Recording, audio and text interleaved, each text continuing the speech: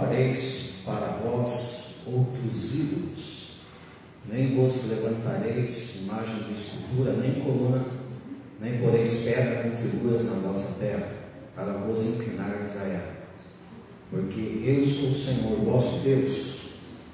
Guardareis meus sábados e reverenciareis o meu santuário. Eu sou o Senhor.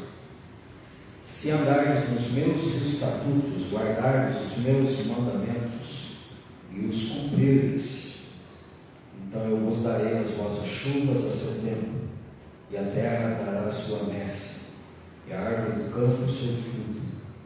A legúria se estenderá até a vindima, e a vindima até a sementeira. Comereis o vosso pão a fartar, e habitareis seguros na vossa terra.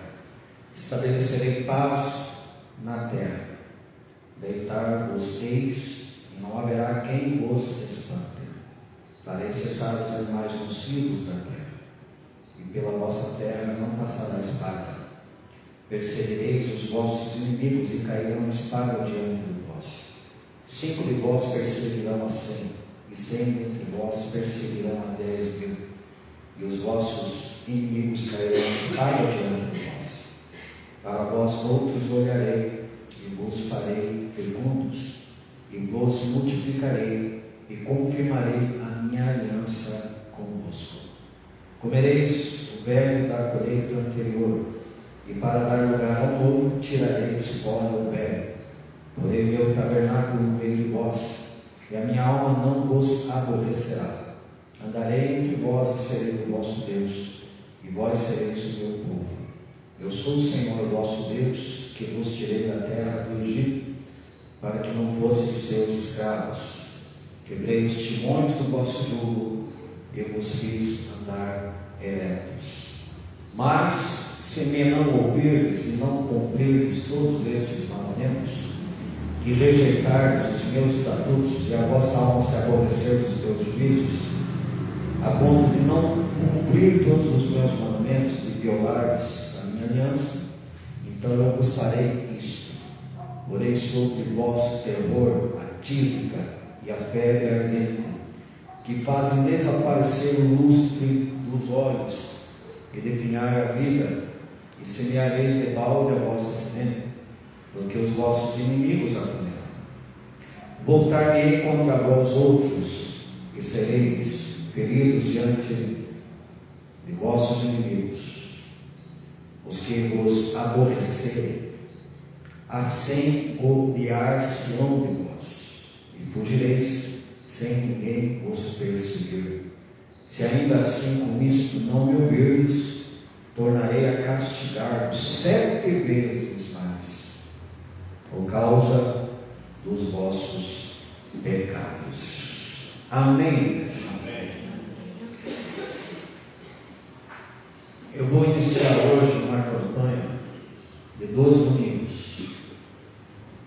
E essa campanha é para quem ama a sua família, que é o meu caso. Porque eu penso que a minha família é o meu maior bem.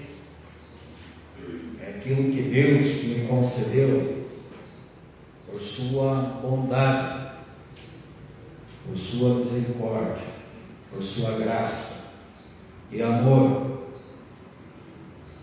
E nós percebemos, queridos, que desde o princípio o inimigo tem se levantado veementemente contra as famílias. Como eu estava falando hoje pela manhã na escola bíblica, se levantou contra a primeira família no jardim. Que Deus estabeleceu ali uma família a partir de um casal, certo? Deus viu que o homem estava só, lhe preparou uma adjutora, uma auxiliadora, uma mulher companheira para andar lado a lado com ele, nem atrás nem à frente, porque a mulher que anda atrás é subjugada, é muçulmana, oprimida, violentada. E a mulher que está na frente é Jezabel, controladora e manipulador. Mas Deus levantou uma Eva para andar ao lado. E quem se manifestou contra aquele casal, aquela família que Deus estava formando ali, o próprio diabo. E isso não cessou. Eles foram tentados, cederam à tentação, foram expulsos do jardim, tiveram seus primeiros filhos, Caim e Abel. Um se levantou contra o outro, e houve o primeiro assassinato na humanidade a partir da primeira família. Então, percebemos que a família é algo do inimigo. E se nós, servos de Deus, não protegermos a nossa casa, a nossa família, a partir do nosso relacionamento com Deus, quem poderá fazer isso? Quem poderá proteger a sua família se não for Deus? Nós percebemos hoje, olhando para todas as informações que estão diante de nós, coisa que talvez não tínhamos, ou não tínhamos até nos tempos atrás, mas que avançou bastante com a internet. E hoje você abre aí qualquer página social e você vê a violência, pais matando filhos, filhos matando pais, casais se separando, se divorciando e muitas vezes o feminicídio acontecendo, um grau muito maior, porque também uma mulher pode matar um homem, isso acontece todos os dias, mas o que nós percebemos mais relevantemente hoje em dia é o feminicídio. E gente, isso me traz uma grande preocupação. Por que isso tem acontecido demais da conta? Falta de Deus nos corações, falta de sabedoria, falta de conhecimento, falta de temor a Deus, uma carnalidade avançada, a carne prevalecendo. E isso é muito perigoso. Nós, como povo de Deus, amados, devemos fazer a nossa parte. É tempo disso. É tempo de despertamento da nossa parte. E percebe-se que muitos estão acomodados nesse sentido. Confesso a vocês, queridos, que desde que eu cheguei na igreja, não para minha glória, mas para a glória de Deus, eu sempre mantive uma estabilidade. Nunca deixei de congregar. E Deus foi me concedendo as minhas bênçãos. E quando eu cheguei, na igreja muito tarde, não fui criado no berço evangélico. Cheguei na igreja com 24 anos. E eu já tinha experimentado, amados, muitas coisas nesse mundo. Muitas coisas mesmo. E só não morri porque Deus, não vou dizer que Ele tinha, mas que Ele tem um projeto. Eu tinha a marca de Deus na minha vida. Nos momentos mais vazios da minha alma, eu acreditava que um dia tudo poderia mudar. Como de fato mudou. E hoje eu sirvo a Deus com alegria, não com perfeição, mas sirvo a Deus com alegria. E primo por cuidar da melhor maneira possível daquilo que Deus me concedeu como o bem mais precioso. A minha esposa, os meus filhos, a minha descendência, que eu quero que seja bem sucedida na face da terra. E olha, tudo Deus preparou de antemão com promessas para que as famílias sejam, não fossem, mas sejam abençoadas. Sejam, continuem sendo abençoadas, assistidas por Deus. Porque o Deus de Israel precisa nos assistir todos os dias. Que todos os dias, queridos, nós estamos vulneráveis, suscetíveis. Nós temos uma luta veemente contra potentíssimos inimigos o tempo todo, principalmente o diabo. O pecado também é um inimigo interno que pode fazer atrocidades, e é disso que eu vou tratar um pouquinho nessa noite rapidamente. Mas Salomão, muito sábio, pelo menos antes de pecar com força como ele pecou, porque Salomão começou muito bem, agradando o coração de Deus, fazendo os pedidos certos, tomando as decisões certamente. Aí chegou um momento que ele se envolveu com muitas mulheres, e isso foi fatal, que se prostrou diante de ídolos, de deuses com D minúsculo, corrompeu-se. Vamos por aí, vocês podem ver que o homem é um ser muito propício aos equívocos e, consequentemente, a pagar um preço muito alto por isso. E é nesse sentido, amados, que nós precisamos ter muito cuidado. É aquilo que eu vivo falando. Se o homem mais sábio que andou por aí foi insensato em determinado momento, aquele que falou o tempo todo contra a insensatez em Provérbios, agiu com insensatez.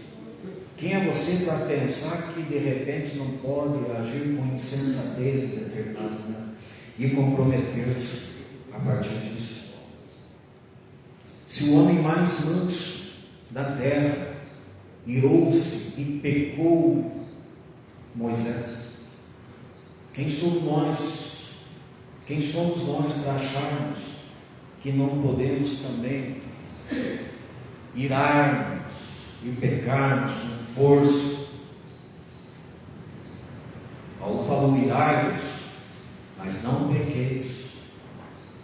Não se ponha o sol sobre a vossa ira, porque a ira do homem não opera a justiça de Deus.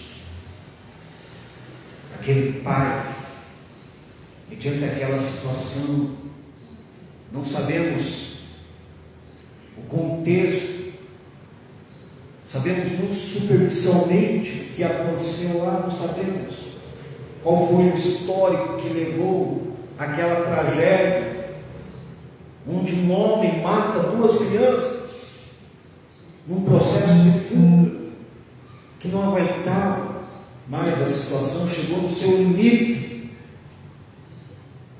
Aí você pensa: não, isso aconteceu lá fora, isso nunca sucederá comigo ou na minha casa. Amém, que assim seja. Que assim seja. Quem pode dizer amém? Coisas assim que passam de largo de nós, mas aconteceu lá no dia, lá naquela casa. E quem planejou, quem que elaborou tudo isso? É óbvio, queridos, que o coração humano é muito difícil de lidar com ele. Jeremias colocou que o coração do homem é enganoso e perverso, mais do que todas as coisas. Quem o conhecerá? Olha, gente, é difícil nós admitirmos: eu conheço o meu coração 100%. E eu sei como que o meu coração vai se comportar a partir de cada coisa que eu enfrento na minha vida. Eu não tenho essa certeza, não acredito. Que muitas vezes, queridos, eu posso me achar forte em determinada situação, mas quando a situação se apresenta, ali eu percebo a quantia que eu sou frágil, fraco, vulnerável e que estou suscetível. Se aqueles 3 mais íntimos de Jesus que andaram com ele o tempo todo, vendo sinais e maravilhas, Pedro, Tiago e João, quando Jesus estava prestes a pagar o preço, falou a eles: olha, vocês fiquem aqui e vigiem. Não preciso nem orar, a questão é só vigiar. Fique aqui e vigiem. Eu vou ali orar. Foi orar, orou, entrou naquela batalha com o seu próprio Pai, pedindo assim: se for possível, passa de mim este cálice, mas que não seja feita a minha, mas sim a tua vontade. E quando ele retorna, ele encontra os discípulos dormindo. E ele diz a eles, na verdade ele disse a todos nós: vigiem e orem, porque na verdade o espírito está pronto, mas a carne é fraca.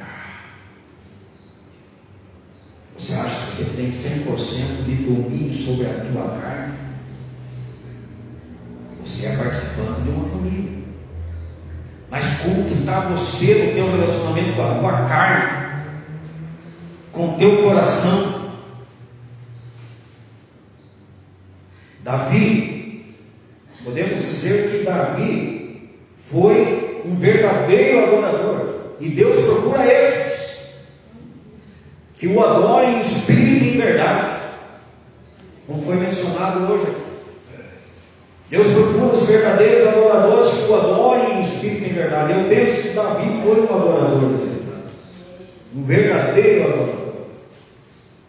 Matou muitos gigantes, matou muitos inimigos, matou o urso, o leão, matou Golias, venceu Eliabe, o seu irmão mais velho, com cansaço, diante da inveja de Eliabe, porque Eliabe ficou atormentado de não ser o escolhido da parte de Deus quando Samuel desceu à casa de Jessé para ungir quem sucederia Saul. O primeiro que se apresentou foi Eliabe, mas não foi escolhido. O último foi escolhido, Davi. Então com certeza houve uma implicância, porque quando Davi foi levar alimentos lá, quando Golias afrontava Israel, Eliabe viu Davi se aproximando com palavras feridas. Abordou Davi. Davi ouviu por aqui, soltou por aqui. E isso muitas vezes tem que fazer parte, certo? Mas Davi foi vencendo muitos gigantes, matando muitos opositores, quantas batalhas. Mas num dado dia, quando ele se preparou com Batseba, gente, o coração dele lhe enganou e passou uma rasteira na vida. Não conseguiu se conter. E olha, quantos salmos aquele homem já tinha composto? Salmo 23, tremendo, maravilhoso. Salmo 122, alegrei-me quando me disseram, Davi era crente.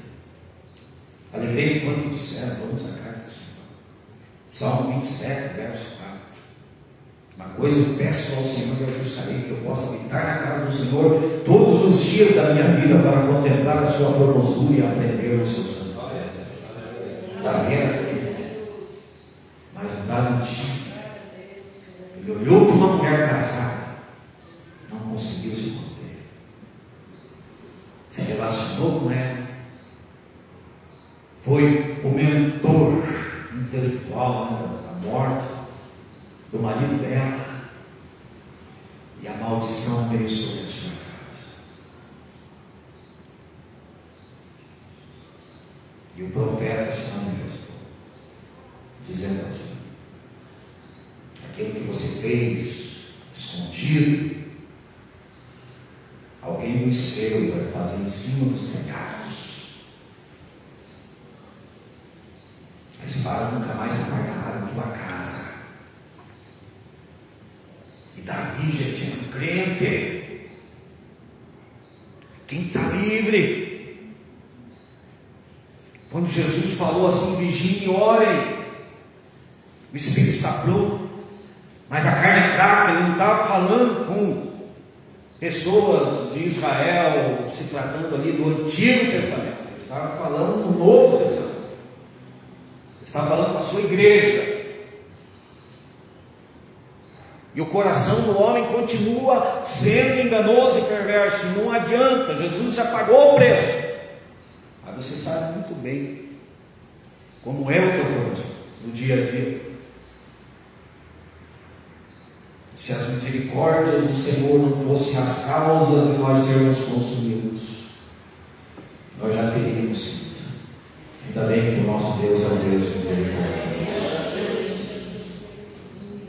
Quem glorifica o Senhor por sua graça e por sua misericórdia?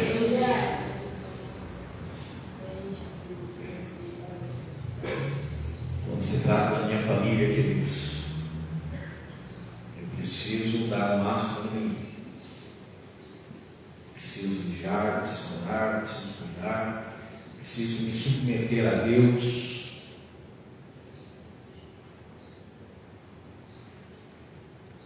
Salomão, como eu estava tratando dele, ele compôs o Salmo 127. Quem sabia que o Salmo 127 é de Salomão? Levanta sua mão, quem sabia?